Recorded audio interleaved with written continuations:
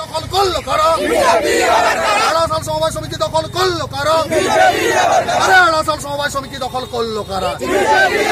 বন্দে মাতরম, বন্দে মাতরম, भारत माता की, भारत माता की, बीजेपी जिंदाबाद, बीजेपी जिंदाबाद।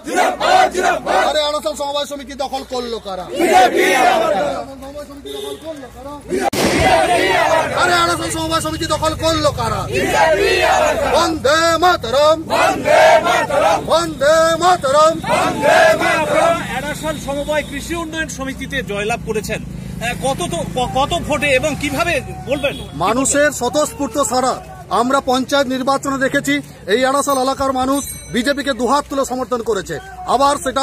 আবার পরোক্ষভাবে আমরা দেখলাম এই সমিতি নির্বাচনে এলাকার মানুষ বিজেপিকে দুহাত তুলে আশীর্বাদ করেছে।